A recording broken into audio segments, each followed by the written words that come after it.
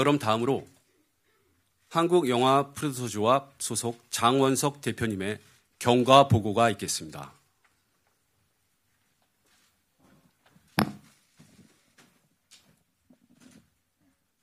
경과 보고 말씀드리겠습니다.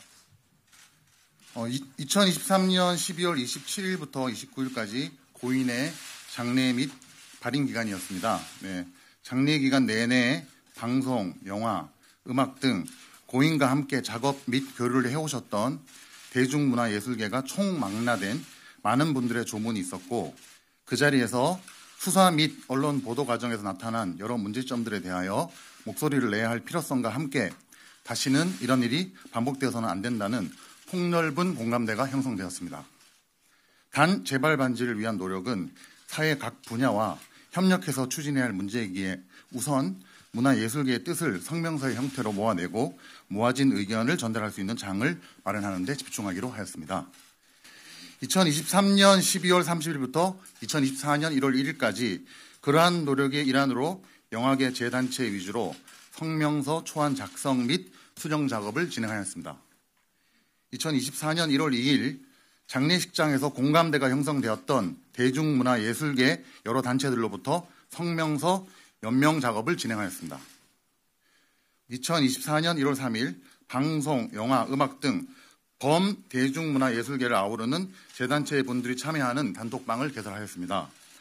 그래서 연명 작업과 동시에 성명서 발표 시기 등을 논의하였습니다. 시의성을 가져가기 위해 발인 시점으로부터 2주를 넘기지 않고 성명서를 발표하자는 논의가 있었습니다. 2024년 1월 4일부터 7일까지 방송, 영화, 음악 등을 아우르는 광범위한 재단체들의 연명에 동의해 주셨습니다. 연명한 단체는 한국영화제작가협회, 한국드라마제작사협회 등 29개 문화예술 관련 단체와 전 부산국제영화제 김동호 위원장님, 배우 송강호님을 비롯한 약 2천여 명의 개인이 문화예술인들이 동참해 주셨습니다. 네.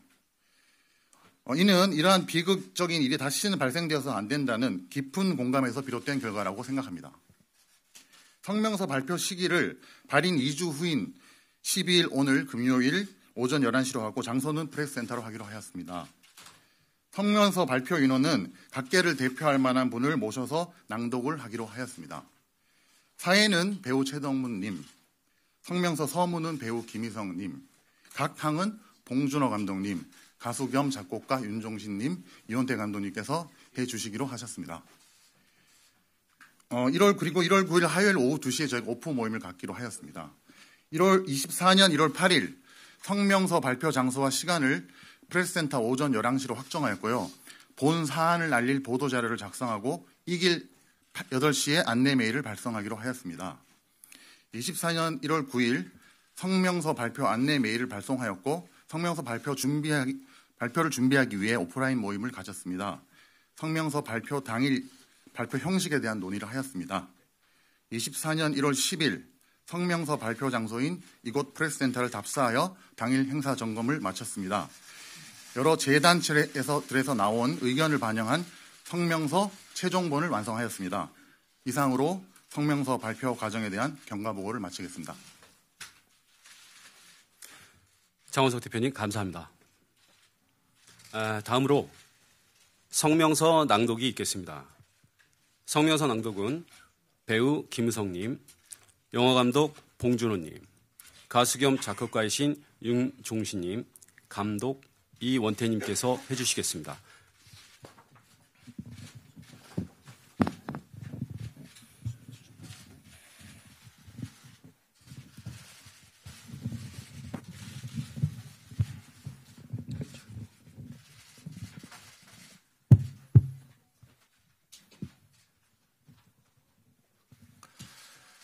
대중문화예술인들에 대한 수사 과정에서 다시는 이러한 비극이 반복되지 않기를 바랍니다.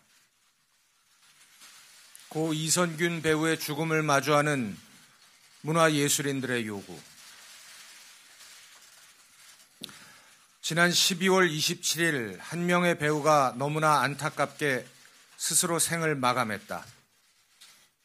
지난 10월 19일 한 일간지에 배우 L씨의 마약과 관련한 정보를 토대로 내사 중이다라는 인천시경 관계자의 말을 인용한 최초 보도 이후 10월 23일 그가 정식 입건된 때로부터 2개월여의 기간 동안 그는 아무런 보호장치 없이 언론과 미디어에 노출되었다.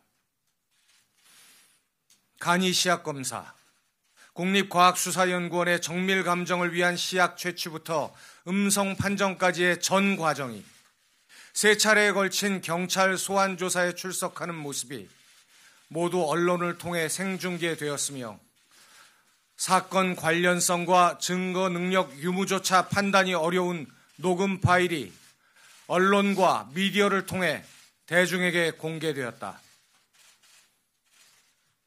결국 그는 19시간의 수사가 진행된 세 번째 소환 조사에서 거짓말 탐지기로 진술의 진위를 가려달라는 요청을 남기고 스스로의 삶에 마침표를 찍는 참혹한 선택을 하게 되었다.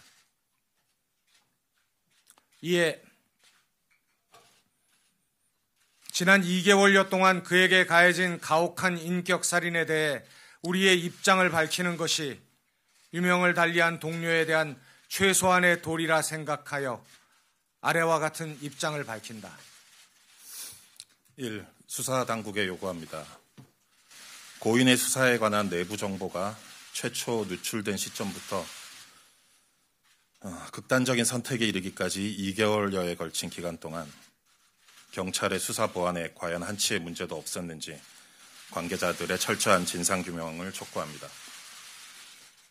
수사가 진행되는 동안 공보 책임자의 부적법한 언론 대응이 없었는지, 공보 책임자가 아닌 수사 업무 종사자가 개별적으로 언론과 접촉하거나 기자 등으로부터 수사 사건 등의 내용에 관한 질문을 받은 경우 거기에 부적법한 답변을 한 사실은 없는지 한치의 의구심도 없이 조사하여 그 결과를 공개해 주기를 요청합니다.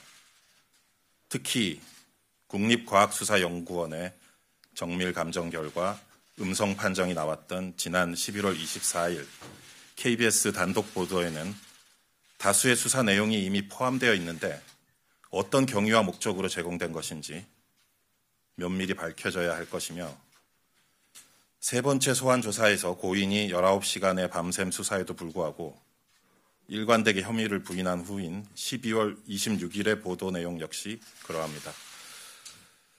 언론 관계자의 취재 협조는 적법한 범위 내에서 이루어져야 함에도 불구하고 세 차례에 걸친 소환 절차 모두 고인의 출석 정보를 공개로 한 점, 소환 당일 고인이 노출되지 않도록 대비하는 그 어떠한 조치도 취하지 않은 점이 과연 적법한 범위 내의 행위인지 명확하게 밝혀줄 것을 요청합니다. 수사당국은 적법 절차에 따라 수사했다는 단 한 문장으로 이 모든 책임에 대해 자유로울 수는 없다고 생각합니다. 수사 과정에 대한 철저한 진상조사만이 잘못된 수사 관행을 바로잡고 제2, 제3의 희생자를 만들지 않는 유일한 길입니다. 언론 및 미디어에 묻습니다. 고인에 대한 내사 단계의 수사 보도가 과연 국민의 알 권리를 위한 공익적 목적에서 이루어졌다고 말할 수 있는가?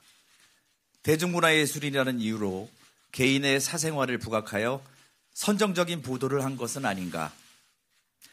대중문화예술이라는 이유로 고인을 포토라인에 세울 것을 경찰 측에 무리하게 요청한 사실은 없었는가? 특히 혐의 사실과 동떨어진 사적 대화에 관한 고인의 음성을 보도에 포함한 KBS는 공영방송의 명예를 걸고 오로지 국민의 알 권리를 위한 보도였다고 확신할 수 있는가? KBS를 포함한 모든 언론 및 미디어는 보도 목적에 부합하지 않는 기사 내용을 조속히 삭제하기 바랍니다. 대중문화예술인이 대중의 인기에 기반할 수밖에 없다는 점을 이용하여 악의적으로 검증되지 않은 소스를 흘리거나 충분한 취재나 확인 절차 없이 이슈화에만 급급한 일부 유튜버를 포함한 황색 언론들, 이른바 사이버 레카의 병폐에 대해 우리는 언제까지 침묵해야 하는가? 정녕 자정의 방법은 없는 것인가? 정부 및 국회에 요구합니다. 설령 수사당국의 수사 절차가 적법했다고 하더라도 정부 및 국회는 이번 사망 사건에 대해 침묵해서는 안 될 것입니다. 형사사건 공개 금지와 수사에 관한 인권 보호를 위한 현행 법령에 문제점은 없는지 점검하고 필요한 법령의 재개정 작업에 착수해야 합니다. 피의자 인권과 국민의 알 권리 사이에서 원칙과 예외가 뒤바뀌는 일이 없도록, 수사당국이 법의 취지를 자의적으로 해석, 적용하는 일이 없도록 명확한 입법적 개선이 필요합니다. 우리는 위 요구와 질문에 대하여 납득할 만한 결과가 나올 때까지 최선의 노력을 다할 것입니다. 고 이성균 배우의 명복을 빕니다.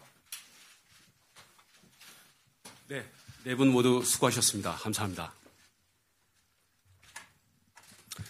지금 발표한 성명서에는 29개의 문화예술 관련 단체와 김동호 이사장님, 배우 송강호님의 2천여 명의 문화예술인들이 연명으로 함께해 주셨습니다. 많은 분들이 진심으로 이와 같은 비극이 다시 발생하지 않기를 바라는 마음으로 지지해 주신 성명서니만큼 향후 이 성명서에 담긴 내용들이 모두 관철돼서 우리 사회가 좀 더 발전하고 문화예술인들의 인권이 좀 더 안전하게 보호받을 수 있는 계기가 되기를 간절히 한번 바라봅니다.